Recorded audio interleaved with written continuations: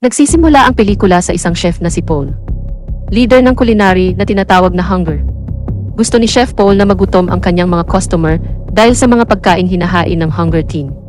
Kaya naman, matakaw ang mga mayayaman na nag-aanyaya sa kanya na magluto dahil sa sarap ng pagkain mula sa Hunger Team. Isang lokal na restaurant ng pamilya na naghahain ng stir-fried noodles. Sila ay may resipe na ipinasa mula sa kanilang mga ninuno. At pinamamahalaan ito ng isang batang babae na nagngangalang Away. Isang customer na nagngangalang Tony ang lumapit at ibinigay niya ang business card ni Hunger. Niyaya si Away na magtrabaho doon. Hindi alam ni Away ang tungkol sa Hunger, kaya tinanong niya ang kanyang mga kaibigan. Na-surprise sila at naisip nila na isa itong pambihirang pagkakataon para kay Away upang mapagbuti niya ang kanyang kasanayan sa pagluluto at maging sikat na chef tulad ni Paul. Si Chef Paul ay isa talagang #1 chef sa Thailand. Marami siyang naimbitahang VIPs na gustong matikman ang kanyang luto. Kung gusto nilang imbitahan si Chef Paul, kailangan nilang gumawa ng advance reservation at magbayad sa kanya ng mahal na presyo. Bumalik si Tony para sunduin si Away at dinala sa Hunger Restaurant. Mukhang napakalinis at maayos ang kusina, kaya naman labis na namangha si Away. Bago sumali sa Hunger Team, syempre kailangan munang itest si Away. Ipapareha ni Chef Paul si Away sa isang lalaking nagtapos sa culinary school para gumawa ng simpleng menu, fried rice. Mayabang ang kalaban ni Away at inisip na napakadali ng pagsubok. Makikita mo na ibang-iba ang fried rice na ginawa ng dalawang kalahok na ito. Ang karibal ni Away ay pumili ng mga premium na sangkap para sa kanyang sinangag, habang si Away naman ay gumamit ng tirang kanin at hinaluan ito ng 2 itlog at ilang pampalasa. Matapos maluto ang fried rice, ngayon ay bahagi na ni Chef Paul ang humusga. Hindi pa natikman ay agad na sinabihan ni Chef Paul ang kalaban ni Away na umuwi na dahil ang nakapasa ay si Away. Opisyal na sumali si Away sa Hunger Team. Hiniling sa kanya na palitan ang kanyang damit ng chef jacket na may mga salitang Hunger. Ipinakilala ni Tony si Away sa lahat ng miyembro ng Hunger na may iba't ibang gawain. Ipinapalagay pa rin ni Tony na si Away ay magiging assistant chef, katumbas ng kanyang sarili. At inipon sila ni Chef Paul at sinabing ilang araw na lang ay makakatanggap na sila ng imbitasyon na magluto sa kaarawan ng isang mataas na opisyal. Plano nilang maghain ng meat and blood dish at syempre may dekalidad na karne. Itinalaga ni Chef Paul si Away bilang taong namamahala. Sinabi niya na ang karne ay dapat na hiniwa ng napakanipis at mahusay na niluto. Pinahiwa ni Chef Paul si Away ng karne. Si Away, na hindi kailanman nagluto ng mga premium na sangkap, ay napakahirap. Siya ay nabigo ng maraming beses at nasnap ni Chef Paul. Sinubukan muli si Away na magluto ng Wagyu beef. At patuloy na nabigo at nagkamali ng maraming beses dahil ang lahat ay dapat na eksakto ayon sa kagustuhan ng Chef Pauls. Dahil dito, inutusan ni Chef Paul si Away na patuloy na mag-practice. Kung bukas ng umaga ay aalis siya at susuko, ay mawalan siya ng pagkakataong maging isang espesyal na tao. Hindi makayanan ni Away ang lahat ng pagmamaktol ni Chef Paul, kaya nagnanais na siyang umalis. At biglang nagbago ang isip niya at bumalik sa kusina. Ngayon, desidido si Away na patuloy na magsanay hanggang sa makapagluto siya ng well-done 5 Wagyu beef. Kinabukasan, nadatna ng Hunger Team si Away na natutulog sa kusina pagkatapos niyang mag-practice magdamag. Nakikita nila ang mga splash mark ng langis at apoy sa kanyang mga kamay. Nakita nila na nahirapan siya sa pagpraktis. At hindi pala nawala ng saysay ang pagsisikap ni Away. Sa wakas ay nagawa niyang magluto ng karne ayon sa kagustuhan ni Chef Paul. Dumating na rin sa wakas ang araw ng event. Ang event ay napuno ng mahalagang tao sa Thailand, kabilang ang isang culinary entrepreneur na nagngangalang Tos. Gusto niyang sponsor ang Hunger sa mahabang panahon, pero laging tumatanggi si Chef Paul. Bago magsimula, sinabihan si Away na magluto ng 5 Wagyu beef sa harap ng lahat ng bisita. Namangha ang mga tao sa kanyang husay, lalo na't napakasarap ng lasa ng ulam kaya dinilaan ng mga bisita ang kanilang mga plato. Namangha sa kakayahan ni Away, binigay kaagad ni Tos ang kanyang business card sa kanya. Simula nun, si Away ang naatasan na samahan si Tony sa mga lugar na meron pinakamagandang sangkap sa pagluluto dahil gusto ni Chef Paul ang pinakamahusay na kalidad ng mga sangkap sa event kahit na magbayad siya ng mahal. Para sa kanya, ang best ingredients lamang ang lilikha ng masarap na pagkain.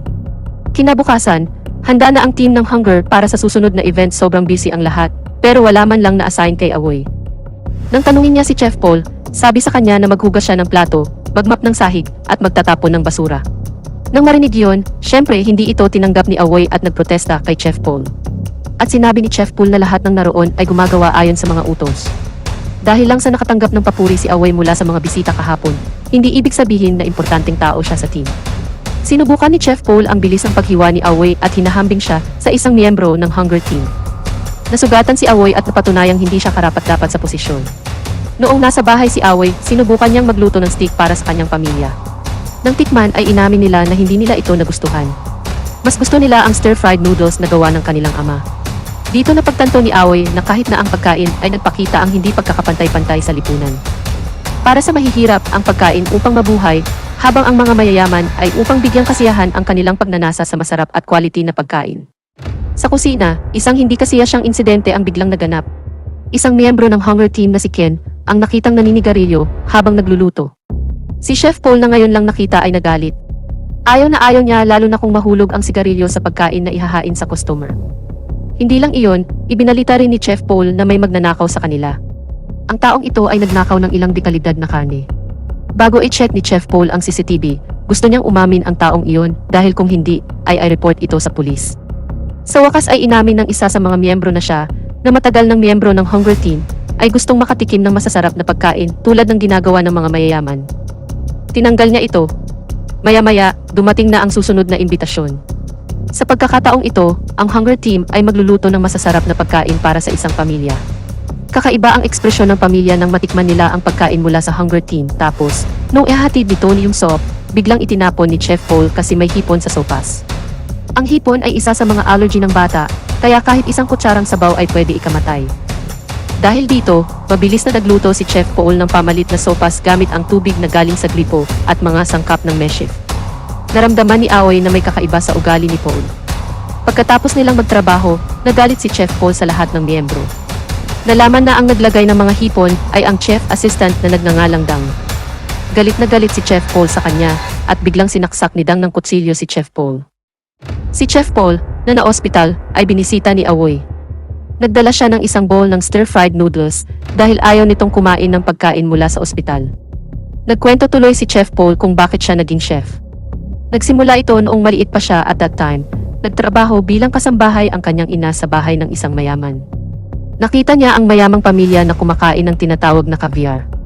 Na-curious siya sa lasa at kinuha ni si Chef Paul ng isang maliit na garapon ng caviar para tikman. Nakita at sinigawan siya ng kanilang anak na parang magnanakaw.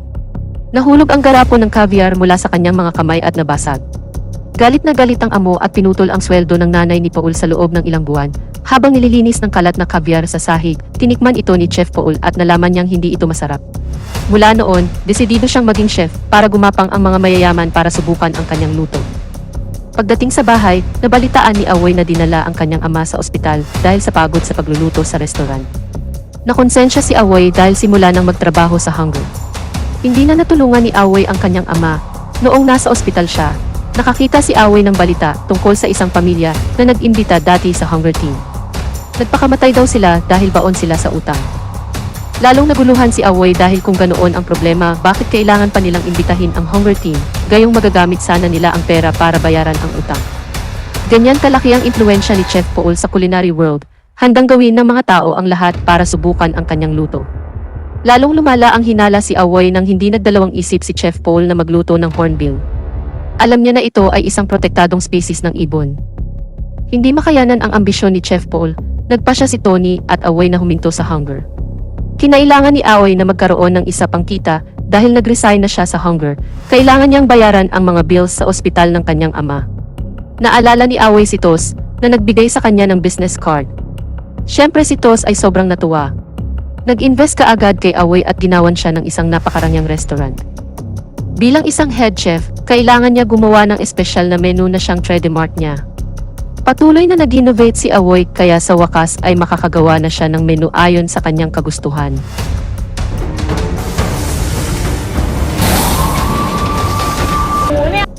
Hanggang sa nakakuha ang atensyon mula sa iba't ibang grupo, ang food menu ni Away. Sumikat ng gusto si Away at maraming tao ang pumila para subukan ang kanyang luto.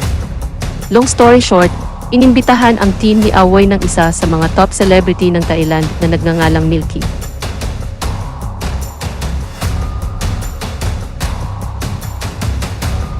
Sa hindi inaasahan, sa event, ang team ni Awoy ay ipinara sa team ni Chef Paul.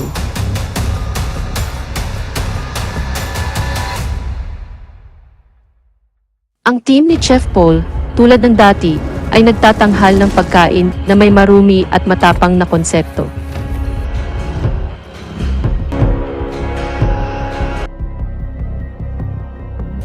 Ang team ni Awoy ay nagluluto ng mga pagkaing makabuluhan at ginawa ng may pagmamahal.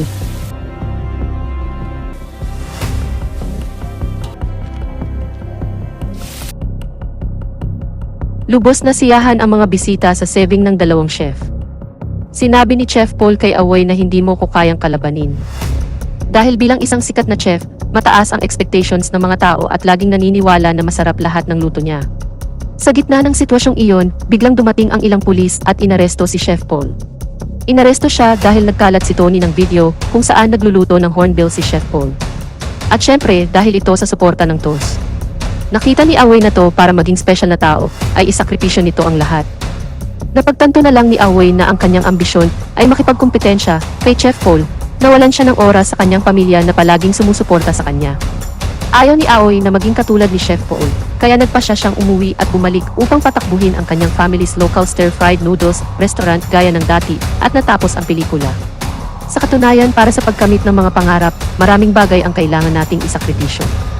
Ang mga taong nagiging celebrity ay kailangang ibigay ang kanilang buong buhay para sa public consumption para wala na silang privacy. Tulad ng mga taong gustong maging sikat na chef, kailangan nilang laging subukang masiyahan ang kanilang mga customer at patuloy na magpakita ng inobasyon sa pagluluto. Upang hindi madalang ay napipilitan silang gumawa ng mga iligal na bagay upang matupad ang kanilang mga pangarap. Kaya, anuman ang ginagawa mo ngayon, laging gawin ito ng buong puso.